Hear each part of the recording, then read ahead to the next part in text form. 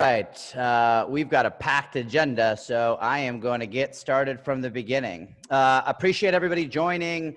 I'm going to kind of set the stage with an overall theme. And really the conversation here is, what have we learned thus far from COVID? And I wanted to run you through a couple of things that has been very, very apparent to me as I'm looking at my own clients, but as I talk to employers and brokers across the country. There has never been, and hence the theme of today's episode, there's never been more of a focus on access to healthcare. If you can think about it, with the hospitals being as, let's call it, contaminated as they might be, there has never been a better time for a conversation of how an employer's plan is structured and the access that it gives to its members.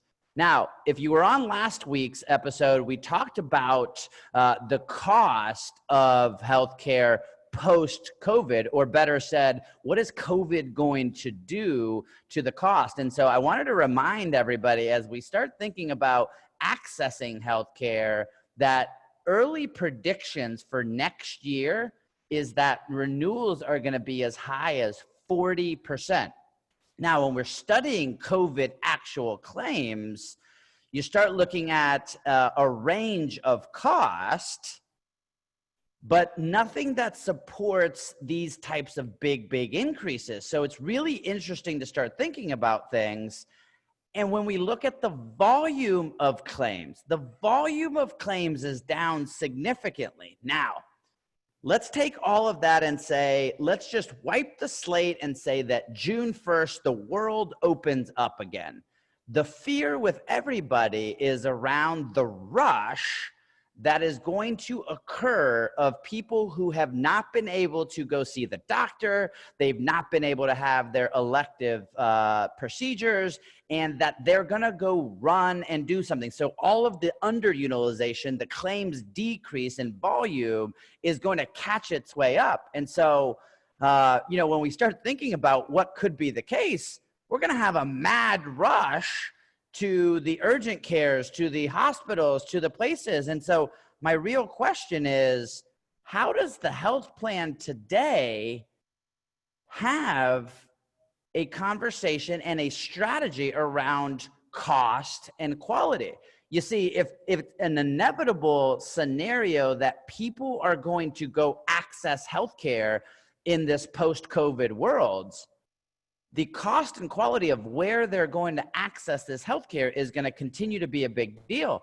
This is where the notion of what I wanted to speak about today of expanding the accessibility to healthcare, primarily what we're talking around primary care, and the ability for that primary care to really control where care outside of the telephone, the virtual, and the four walls might be happening. And so again, for anything that you've picked up as a gain in underutilization these next couple months, if you don't have a strategy of how you're going to be able to control where people are accessing healthcare outside of this, we're leaving some vulnerability.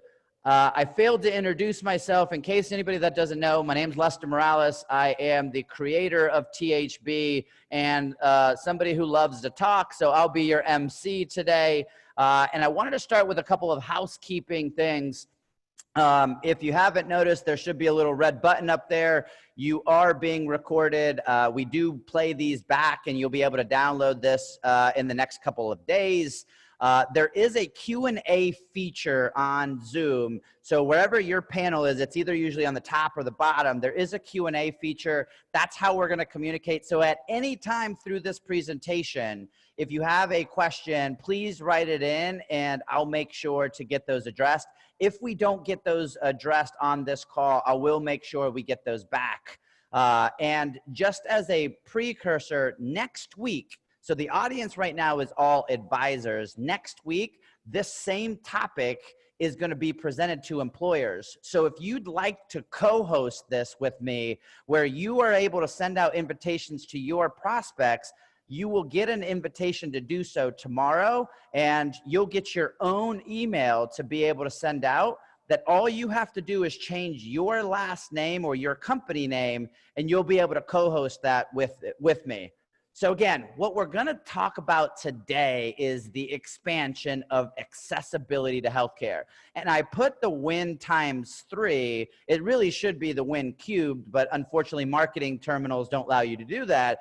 But this is really a conversation of how the accessibility and the expansion of accessibility to healthcare really benefits the employer, the employee, and the provider community, making this one of the absolute no-brainer conversations. And so as we look about today, I'm going to set the stage that COVID is the only proof that we need. If you ever had any doubt that your health plan needs to have more accessibility to healthcare, COVID is the 100% proof.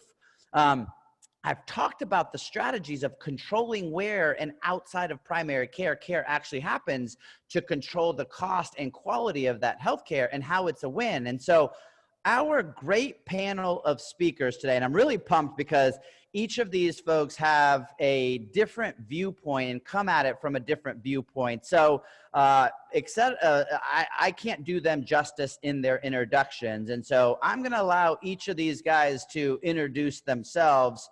And so guys, take yourselves off of mute now because I put you all on mute. And I'm going to ask you 3 questions here. And question number 1 is going to be, and this is a 3-part question. Please introduce yourself and your company. 2, what's your why? So you all are innovators in your space. Why do you get up every day and go to work? What's the fire in your belly? And the 3rd part of this is, tell me about the number 1 thing that you want our audience to take from this. And I'm going to start counterclockwise. So I'm going to start Mr. Ray Colon. Hello, everybody. Can you hear me, Lester? Loud and clear.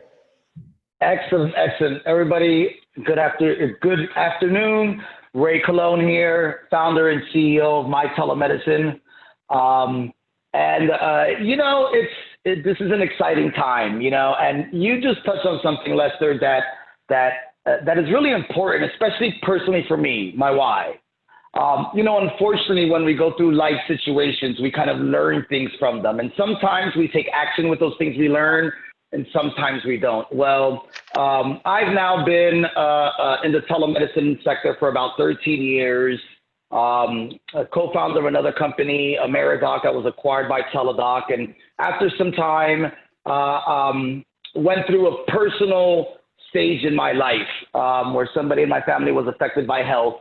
And when I sat back after the season went through, I realized that if maybe we were proactive, if maybe we had more accessibility to care, maybe we understood care a little bit better, then maybe things might have been different. So for me, after the original telemedicine play Ameridoc, it was important for me to really deliver a solution that I know is going to be here and that can change and ultimately save lives. And that is my why. I mean, something as simple as high blood pressure that can be managed virtually, which we know can cause heart attacks and even fatality. Something as simple as seeing a doctor via telemedicine solution can help one person. So our why is really, how can we give more consumers access to care? That's really it. That's our why. And I think most of the partners in the industry know our goals, our objectives, and we take that in every aspect, everything from the service side of our business to where our care coordinators talk to our patients to when our doctors talk to our patients. We want them to feel that they're getting the right care. And I think really the most important takeaway that we should realize in this is that from a telehealth perspective, it's here to stay. It's unfortunate that we have to go through a season like we did in order to realize how important telehealth is. For years, I've been using a quick word, a 2-liner, paradigm shift. For years, I would say when the paradigm shift occurs, everybody will be using telemedicine, kind of like VoIP back in the early 2000s. Now everything is VoIP. So unfortunately, it took a global pandemic to bring the spotlight into telehealth to show its validity, not only from a common acute stage, but from a specialized remote monitoring and chronic care management side as well. Perfect. Thank you. Dr. Heinen. Hey, Lester. Appreciate inviting us to be back on. As you would say, I'm super excited again. So thank you for doing that. I'm the co-owner of Vestra Health. We run and manage on-site medical clinics and pharmacies. Been in it about 8 years. Originally started with private practice, like most. I'm a primary care physician, family medicine. Just didn't really like the way it was done. Just having to run through 30, 40 patients a day.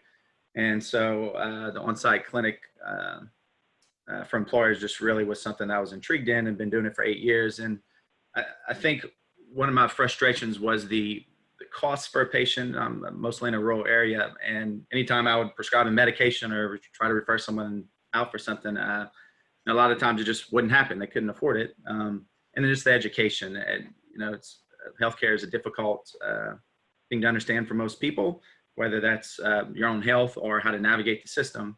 And so I think we've been able to do that and really help the patient along. And so that's really been driving me, because it bothers me so much whenever someone comes in and they just, well, yeah, I really appreciate the prescription, doctor, but can I fill this next week?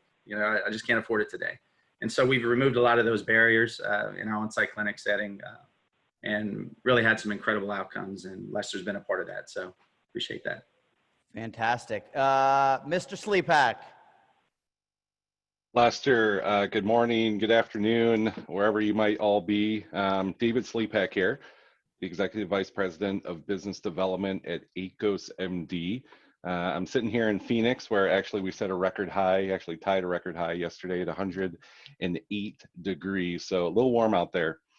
ACOS is a technology-focused virtual direct primary care organization.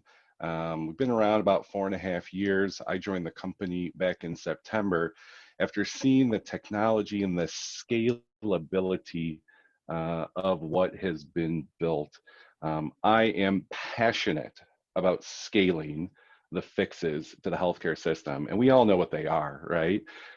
It's just fighting through the noise, getting people to have those paradigm shifts, as Ray points out, and really scale the solution. Now, I'm focused on scaling access to care, right? And removing the barriers for employees, individuals, families around time, around money, around transportation. And that's really what we are focused on here. And we leverage technology, but we're also committed to the relationship that someone can have with a primary care physician, and positioning that relationship as truly the entry point into the healthcare system. And Lester, you kind of alluded to and have focused this webinar around creating that entry point. And that's what we bring to the table by making things easy, convenient, cost-effective. So thank you so much for having us on. The one takeaway that I would have is, as we have seen in the last 60 days, a huge mind shift in accessing and leveraging technology. I think there's two parts that are super important, at least in my world, is not only leveraging the technology and alternative ways to access medicine, but also really focusing on continuity of care, which is fundamental in engaging in those downstream activities like chronic disease management, care navigation, et cetera. And those are the things from a cost and claims perspective that move the needle. Great, great. And last but certainly not least, Mr. Crockett Dale. Thank you, Lester. This is Crockett Dale from Charlotte, North Carolina. It's not 100 degrees. It's probably about 45 and pleasant. The question was, tell me a little bit about your company. HealthStat is a worksite clinic company founded in 2001. I joined it in 2004. And my reason to be was I was an employer that used its service and like many of the speakers, I was trying to figure out how healthy a population can be. And so I was curious about it, bought a majority of the company, and have been fortunate to lead it for the last 15 years. We have about 100, that's a vague statement. We do have 125 clients, 250 clinics across the US, public sector, private sector, small site, large site, so a little bit of everything. What drives me? Probably adult ADD. I'm very curious about how healthy a population can be and all the points that integrate to support the patient and the client on what their desires are. If you've seen one HealthStat clinic, I believe you've probably seen one HealthStat clinic. They all are different in how the employers want to use the primary care model or occupational health and aspects of the service like virtual care or the patient navigation tools. So I'm excited about reconnecting with my friend Lester and glad to be on this call. Perfect. Well, guys, I am going to hit the round and get started here. So here's how we're going to run this. I've got one specific question for each of you. Given that we're all salespeople, I'm going to remind everybody that we're going to be a 2-hour call if we keep talking too long. So we're running a little bit behind schedule. So let's make our answers crisp and concise. And we're going to start with Ray. Ray, I made a little joke on the bottom that says, this is the time that you're able to say, I told you so. You've been screaming from the mountaintops that everybody needs to be doing telemedicine. But give me the couple of things that you would tell the audience. What have you really taken away and what you've learned around this crisis, COVID-19? Lester, you know, the biggest, and you said it, the very first thing I want to say is, and we've always preached it, telehealth is here to stay. And again, unfortunately, it took such an issue like COVID-19 to really highlight the benefits of telemedicine. But what we do know is here to stay. And what's really important about what we learn, and when I say it's here to stay, especially in the employer sector, we often just associate telehealth with this primary care / common acute model. Hey, I have sniffles. Hey, I have a rash. You know, whatever it might be, we think that that's telehealth. Well, telehealth is so much broader, and that's the one critical piece that we've learned, that no longer is it just common acute illnesses. It's for the past several years, we've been testing chronic care management devices and integrating those devices into our system. We're working with our physician advisory team into creating nice workflows for these type of solutions. So no longer is it just is it primary care. Right now, the objective with COVID-19 is to keep people safe, keep people from stepping out into the air and risk getting exposure. So telemedicine, the one thing we saw, and unfortunately, it came to a point where they had to immediately implement all of these state regulations. They had to ease the reimbursement capability, where we've been preaching this song for the past 3 to 4 years. And we've seen the adoption gradually grow. And even with our normal common acute illness model, we're even seeing just naturally, without any additional aggressive engagement efforts, we're seeing naturally the organic growth of our utilization rates. And that's because more and more people are utilizing it. They're becoming aware of it. Our own company, we take a big effort on engagement and touching the end user, whether it's through the mobile app or whether it's through email. The objective is to provide the consumer with the knowledge that they need to know about telemedicine. And it's sad to say, but even to still right now, with this much press and awareness around telemedicine, most consumers are still unsure of it. They still think I need to call my own individual doctor. And that's another important part. From a technology play, even my telemedicine has released a SaaS-based model where now we can actually offer the technology to an individual doctor, to a practice, or to a hospital on a licensing basis. This means that a patient doesn't need to call up my telemedicine or another one of these kind of common acute model service-based programs that are out there. They can actually call their own individual doctor and do a secure video consultation with their individual patient. More importantly, I think another thing that we really learned is when this all started, I talked to several doctors in our network. These doctors were actually guided and informed by their management to use solutions like FaceTime, right, to see their patients. These are non-secure environments, but at the end of the day, doctors needed to see patients. Now, of course, we're 6-8 weeks into it, and of course, doctors are looking for more secure solutions. But if the education was there around doctors to the providers first, I think we would have seen a bigger push of prevention. So those are really the important things that I think we learned with telemedicine and COVID-19. Awesome. Man, that's fantastic. Mr. Slaypak, I know for me, virtual primary care was something that I didn't necessarily know what it consisted of until I experienced it myself. So I'd like you to walk us through what's it really mean? What's the application of it? How are people using it? And to what extent, if you would, please? Sure. So, having a relationship with a provider, your doctor, is nothing new, right? I mean, we've been doing that for a very long time. Unfortunately, the healthcare system has guided us to, what I like to call episodic care, one and dones, the minute clinics, the urgent cares, the world of commoditized telemedicine. But having a relationship with a primary care physician has been something that's been going on forever. And we need to embrace that, right? We need to embrace that because there's a ton of doctoring, if you will, that happens between the UTI and your sinus infection and your rash or any of those things, right? So what virtual direct primary care brings to the table is leveraging that relationship, that ongoing continuity of care, but we're connecting with our patients in a 21st century type of way, right? So 10 years ago, we would never think to go, online to buy half the stuff that we do today. I can tell you in the last 6 weeks, I've procured pretty much everything off my phone. I've consumed everything off my phone.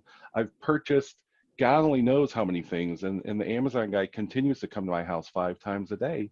Why can't we access healthcare, consume healthcare in the same way and make it easy and convenient, but still have that continuity with the same primary care physician that is just critically important, right?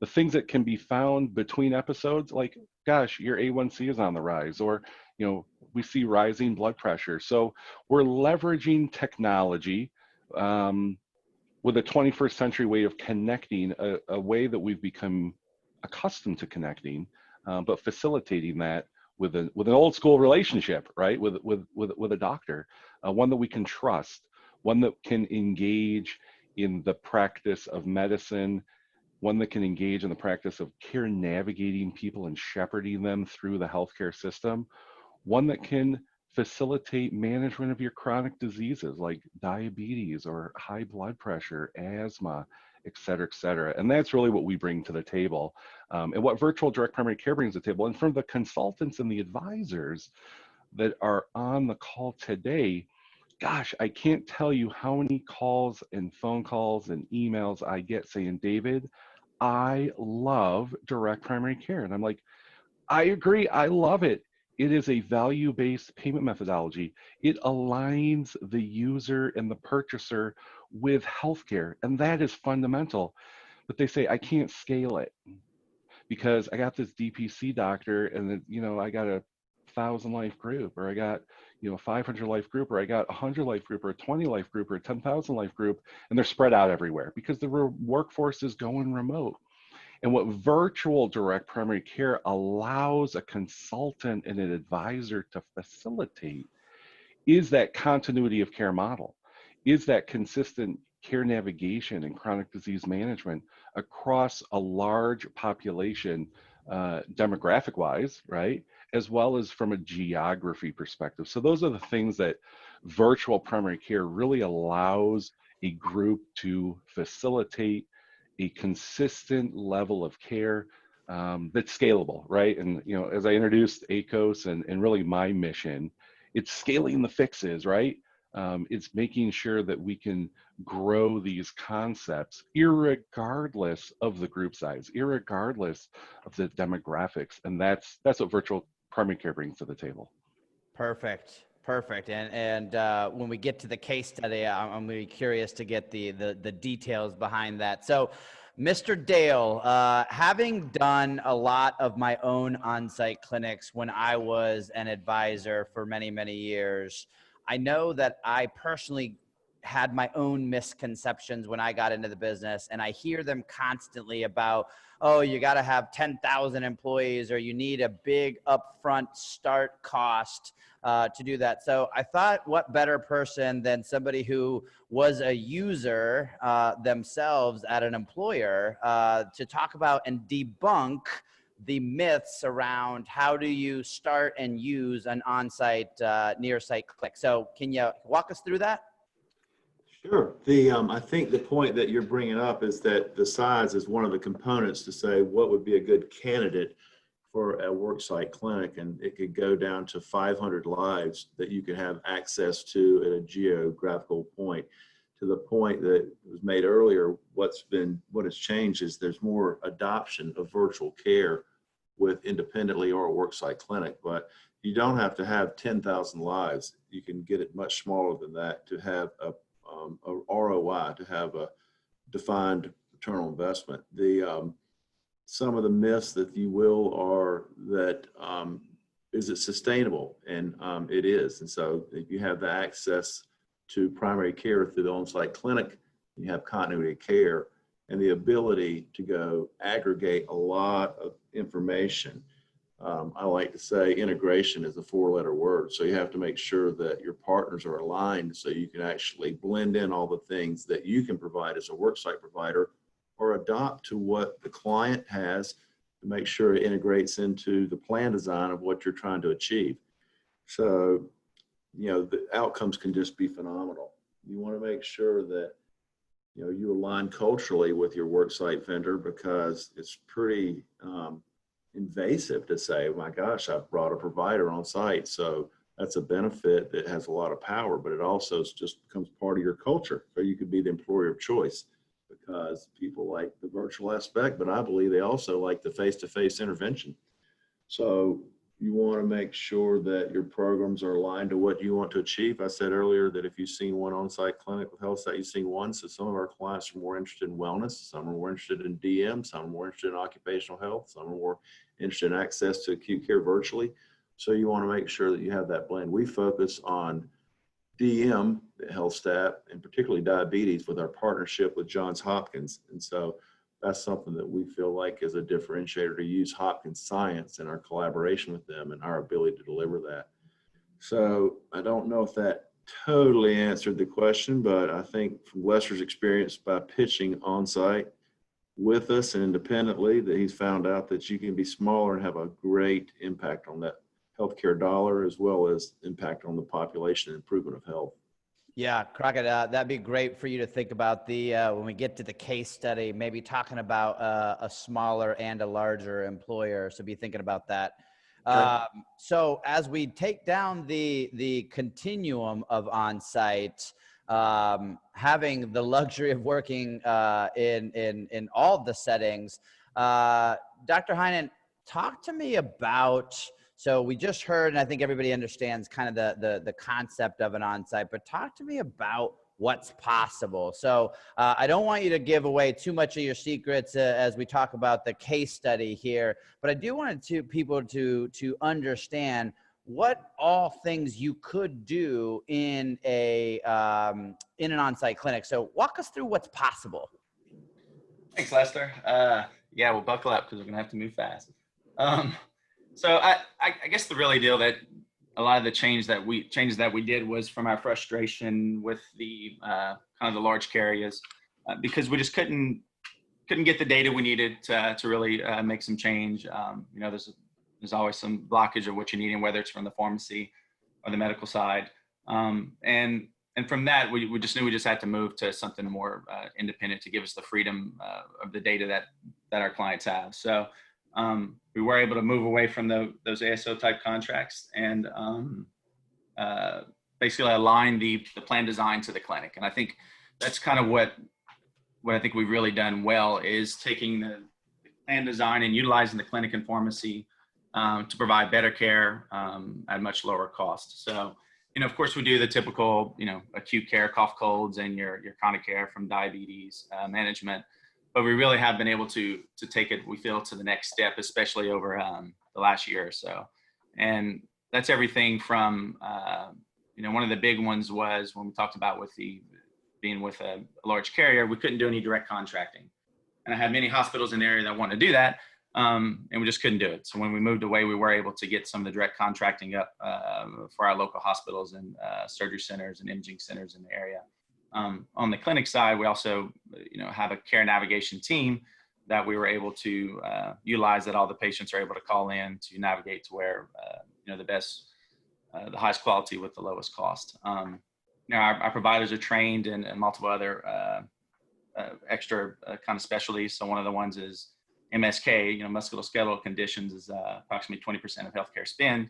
And so they go through extra training along with having an on-site musculoskeletal specialist. And so we've been able to drastically reduce costs on the musculoskeletal side and get those patients back to work quicker. Same thing on the cardiometabolic, talking about your diabetes, lipids, cholesterol, utilize some of the studies from epigenetics to turn on the good genes and turn off those bad genes with certain medications and diet control.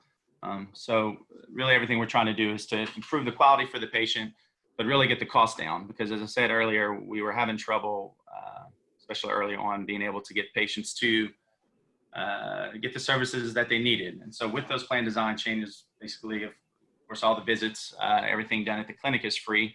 But whenever they call to the clinic or come to our clinic and we need to refer out, we are able to provide that free of service. So if they need an MRI, for example, and we may not be warranted at some point, so we'll have them come into our clinic. We'll evaluate them, us and our musculoskeletal specialist. If it is warranted after that, then we can send them to a local facility for free. And if there is, and forbid, a surgery that needs to happen, then we show them a few different options and different quality scores from different hospitals and surgeons, and offer them a free option for that. So, and that is really done because of the plan design. We're able to get lower contract pricing to be able to provide that free for not only the patient, but a drastically lower cost for the employer.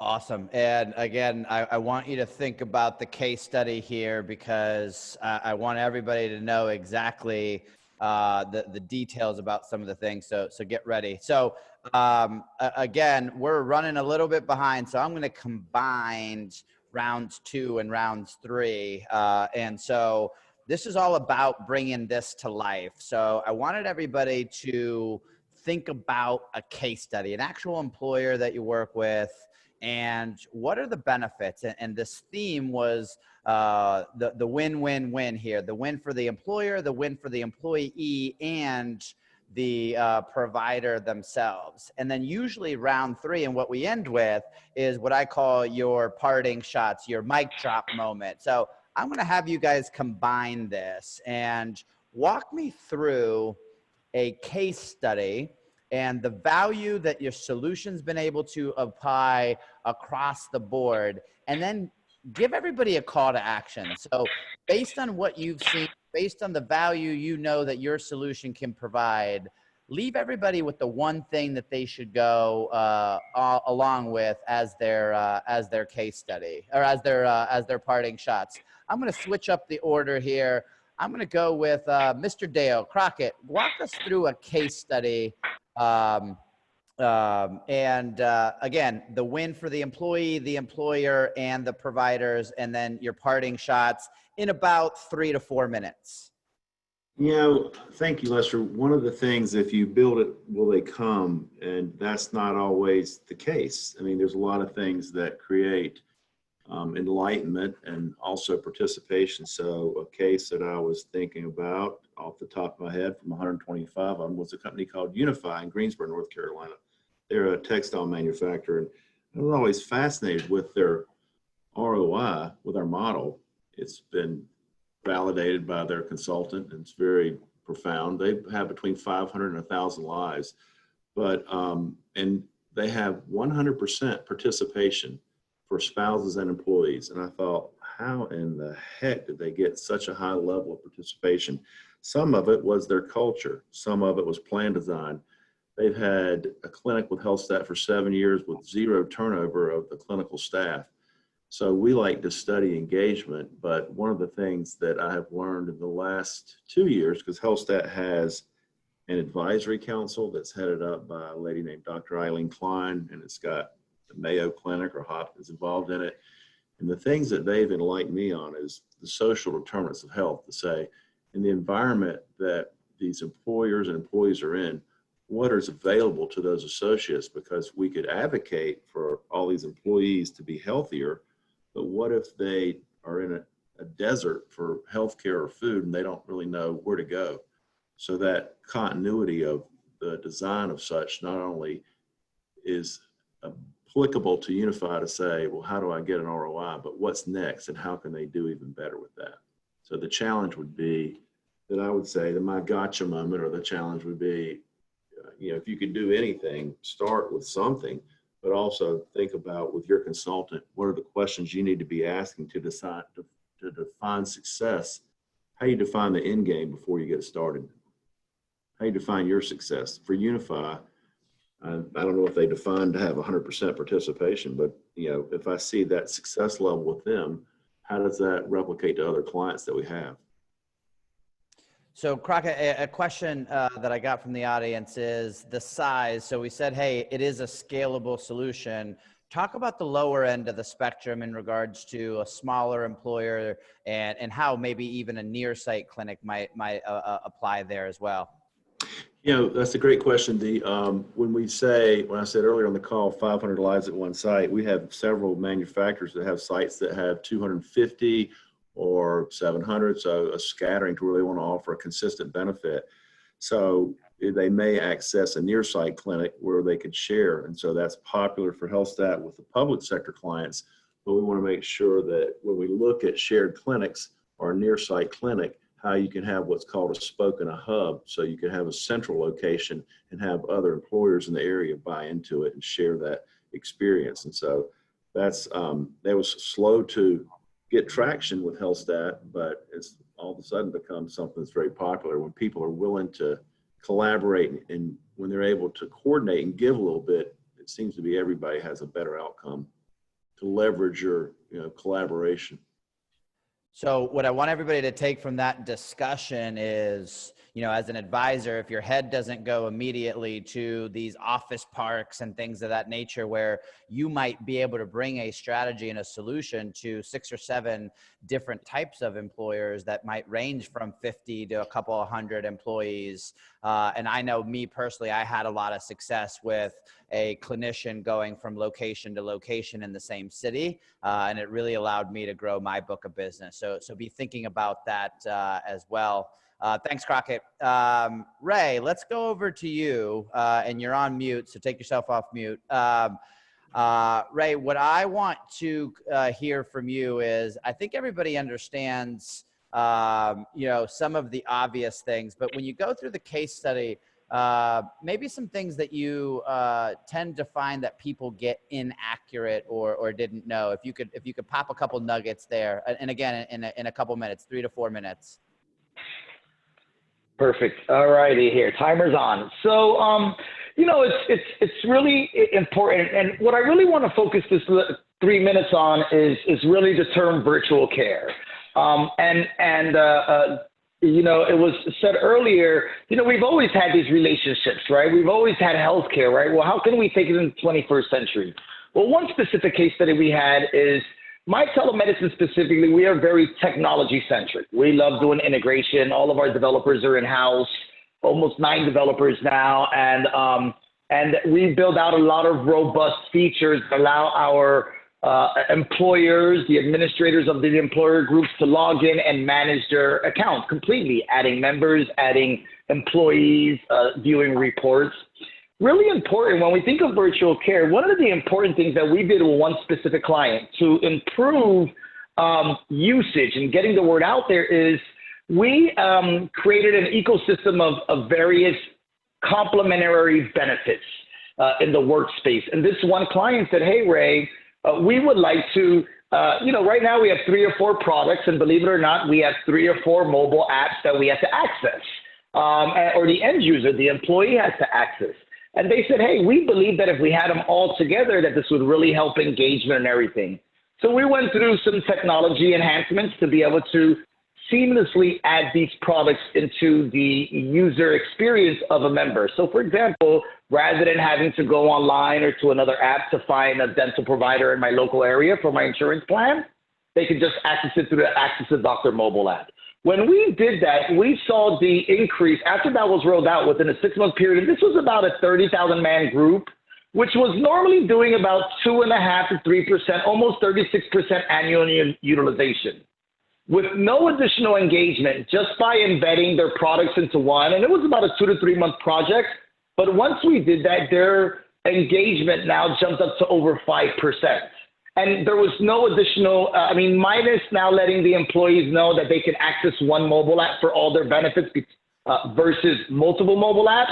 That's the only real engagement we did. And we just saw more usage on the telemedicine side just by them going in there and trying to access their dental plan details or their vision plan details. So I think it's important that as we're going into this new phase of virtual care, telehealth, I think it's important that employers really need to think of how can I make this experience better for my employees. If I have multiple products and multiple benefits like insurance and like dental plans, then how can I create a unified environment that will promote, number one, healthcare overall?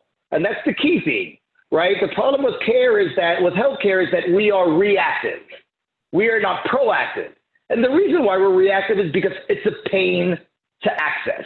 Oh, I got to see if this doctor's in my network. I got to see if that doctor, is he available?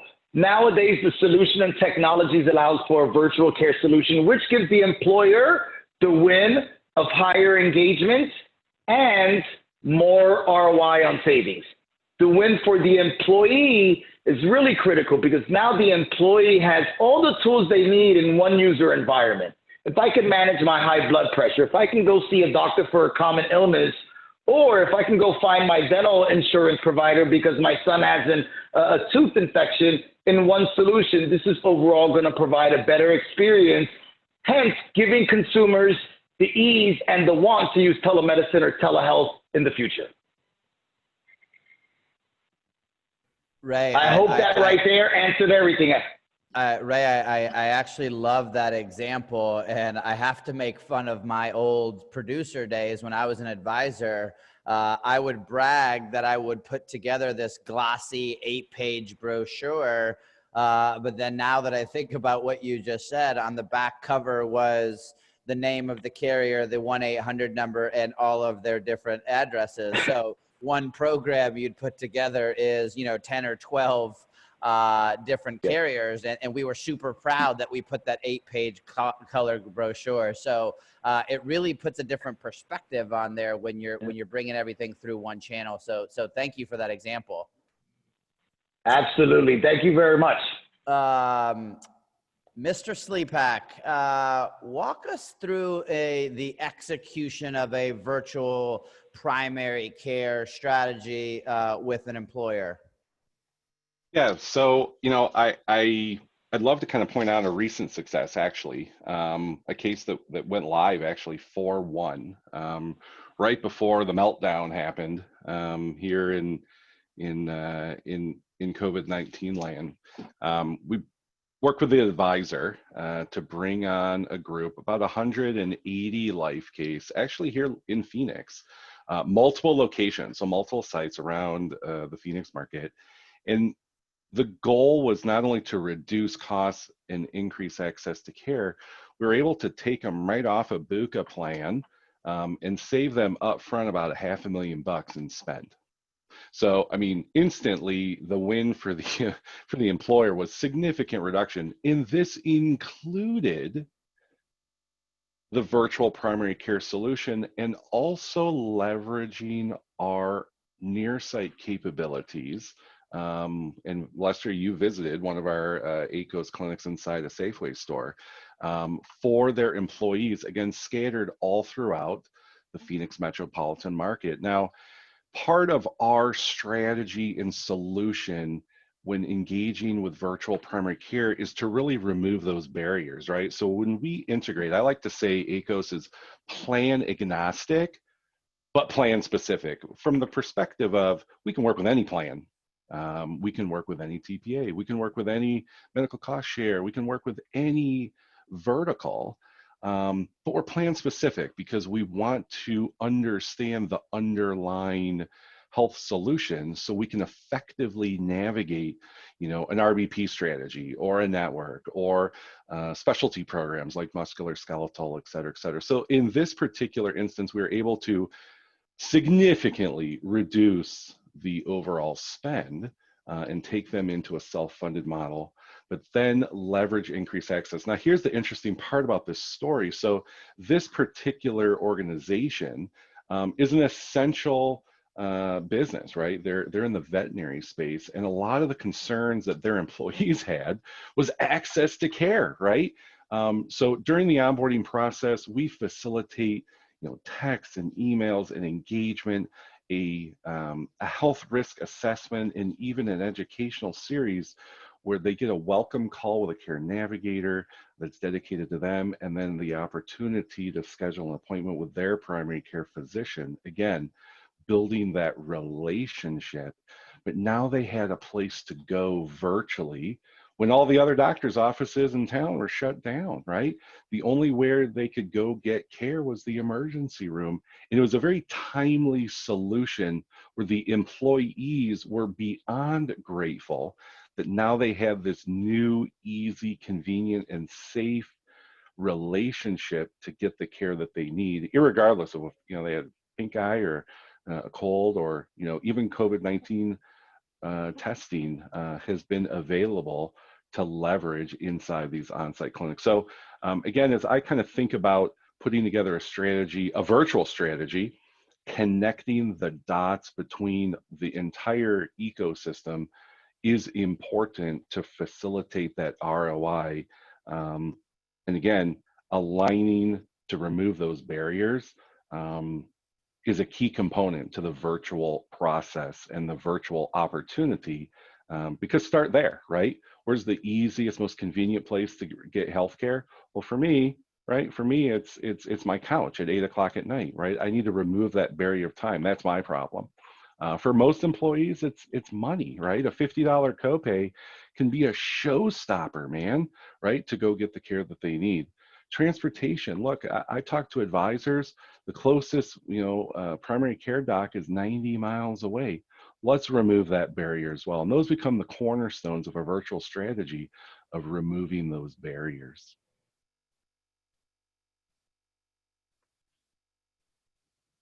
I tell other people to go on mute, and then I put myself on mute. So what I want people to visualize too, and David, maybe a follow-up that we could provide would be, I know that I didn't have a good grasp on, what exactly you could put in that room. So I don't know if you guys have a video or pictures of that clinic room, but I thought it was unbelievable to be able to see. So if you could do that, we'll put it as a follow-up there for everybody to consume as the takeaway. Absolutely, Lester. Perfect. Dr. Heinen, so walk us through, again, we talked about what's possible, but now walk us through legit examples of, what exactly is going on in your flagship, if you will, in this account from the thought process of what's possible. Sure, and this is an account obviously that we've worked together on the last 3 to 6 months. And really one deal is, you want to take the claims data and look at that to find out what's the problem and to be able to make a change. So we do one of the things we were with, as we mentioned, with Abuka, and in our area, that was about 235% of Medicare. And so we immediately pulled the data, figured out which hospitals those employees were going to see, we reached out to those hospitals within those 3 months and got most of those direct contracts at about approximately 150% of Medicare, which is about a 36-37% discount. So just right off the bat, on the medical side, we were able to reduce that. And the benefit to that was there's no balance bill to the patient. And so the employer was getting a big discount. The patient was not paying anything. The provider in the hospital, people ask, well, why would they do that? Well, they're getting an increased volume and they no longer have to collect anything from the patient. So they're effectively out of the collections business. So we did that fairly quickly, didn't really have much of an issue. And so that was one of the initial things we did. And then with that, now we're able to really control with the independent TPA, where our patients are going and kind of what they're doing and how we can help them out. And so we built a care navigation team. So we have a couple full-time people on site at the clinic for that. And so the patients can call in, if, let's say let me back up a little bit. All the prior authorizations for pharmacy and medical also run through the clinic. So we talked about plan design flowing through the clinic. Well, that's one of the ways we do it. So if a little example, an MRI came in on I think a lower spine. This was not long after the plan started in January. So the PA came in, care navigation team looks at it. Part of the plan design is any MRI of the spine would come to our on-site MSK specialist first. So that PA came through, ended up seeing the patient, actually, the PA wasn't for it. Actually, the PA was for a 2-level spinal fusion, actually. It wasn't even for the MRI. We do have that in plan design also. Came in, she was scheduled for surgery in like 2 weeks. Saw our providers, and within typically, I think it was about a week, she was, I think it was about 50% better. And by the end of the 3rd week, she was 90% better, and she'd canceled that surgery. Now, that surgery is a $50,000 to $100,000 surgery, depending on where you're going. And so if we weren't able to catch that through the prior authorization process and offer her, another possibility to avoid surgery through this plan design, that could have never happened. And so that happens from, everything from MRIs to surgeries to different types of imaging, pretty much everything. We encourage them to call the clinic. From the pharmacy side, we also have the prior authorizations come in because we have kind of a 2 approach. We have an on-site pharmacy where we don't utilize a PBM, everything's direct. And then for the outside on the retail side, we use a transparent PBM. And so, for example, if they try to fill a specialty drug, a Humira, a $60,000 a year drug, that PA would come to us. We can reach out to the patient and discuss, make sure it's medically necessary for one, but number 2 is to offer them different options. So this particular client, they can utilize 340B. And so some of these specialty drugs you can get for pennies instead of $60,000. And so as long as they're on site. So off site, it may be a $75 copay if they decide to fill it at your Walgreens, but if they're able to come on site, we can get it to them for, $5 or free in a lot of situations. And so as you can see there, that would be another, $60,000 savings potentially if we're able to catch that on the medical side. And so just utilizing 340B, care navigation, care management, direct contracts. I mean, there's a big spectrum of what you can do. And we also utilize, of course, education. So, and quality metrics. So anytime we're going to refer out, as we said before, we have the quality scores of all the providers in our area to make sure we're not referring out to someone who could be doing harm to our patients. So that's always part of the decision. Awesome. And, having intimate knowledge of that group, what he's failing to brag about is not only do the employees love it, this group was already with Abuka, already self-funded, already had the clinic, already had the pharmacy. But as Nick said in the beginning, they were handcuffed because of the rules, with Abuka. In this change, we are already $1 million in savings, and the projection is going to be over $2 million of savings. And what's interesting about this story is this client changed their mind from having to lay people off to putting them on furlough because of the amount of money they've been saving on healthcare. And so, it was a great story from that standpoint too. I'm going to give you a general takeaway on the win for everybody. No matter if we're talking about telemedicine, virtual, on-site, whatever it is, The employer, what no one, well, I think what everybody beat around the bush around, but we have to understand, if you have a CEO sitting there, a CFO sitting there, an HR sitting there, they're going to have a range of goals and objectives, but one of them is always going to have the ability to recruit and retain employees. So I do want to push that the warm and fuzzy, the qualitative aspects of all of these solutions, having really done them all myself, is huge. Employees love these types of benefits, and embedding them into the plan is huge. The cherry on top is that the employer gets a cost savings.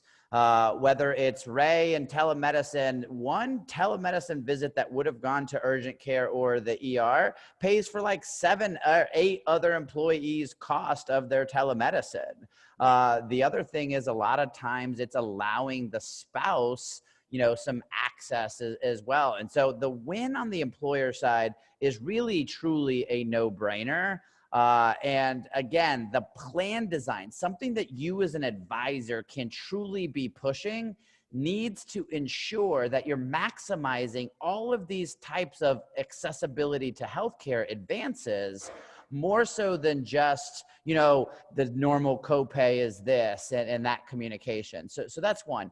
The employee, I cannot tell you the mindset shift of all of this, where I would have thought if you mandated or you encourage highly through cost differences between copays, that people participated in these things, they might not like it. But the fact that these benefits provide such a benefit to members, they absolutely love it. So I've never heard an employee who is incentivized to go into the clinic or incentivized to use the virtual heavily, like, hey, you expanded their copay difference. I've never heard anybody be angry at all. In fact, you'll usually survey them post and they will give a huge, huge thumbs up as we really love that benefit. And I got to tell you, the last thing on the provider standpoint, in doing more and more direct contracting with providers, where you would normally think that they would have an antagonistic scenario, hey, you're taking potentially patients away, you never heard any of these speakers talk about anything around replacement of primary care. This was an augmentation to or a support of. And so I think that that's a definite big thing, that if you've got a strategy that has and includes a relationship and an integration with the outside world, that you need to be using that as an advisor to be able to have conversations with these outside providers on what it is that they, what value your program could bring to them. So I wanted to give you my own outside kind of having prepped this call with everybody really around that. So we talked about a couple of things. I'm going to leave you with, one of my own kind of call to actions. There has never been a bigger time in our history to be talking to clients about changing the status quo. And so again, when we come out of this hibernation that we're in, people are going to access healthcare. You are going to see higher utilization the second part of the year than you are in the first part of the year. And the question flat out to everybody on the phone is, what's your strategy to be able to support that? If you're not using one of these strategies to control the primary care and how it can augment and supply downstream and steer downstream, you're definitely missing the boat. So next week at the same exact time, we're going to be hosting the employer version. The conversation is going to be roughly the same, but the approach is going to be a little different, obviously being able to talk to the employers. This has been a great prospecting strategy for advisors who have invited employers, to the other episodes that we had. So you're going to get a follow-up tomorrow. And if you'd like to co-host, all you got to do is put your name in there and we'll send you emails that you can actually send out to your prospects about getting people into getting people into the webinar for next week. And therefore, they're going to think that you put it together and that you're part of the planning committee. So it can only make you look good. So to my speakers, thank you very much. I wish we could have had 2 hours because I know we have so much that we didn't cover.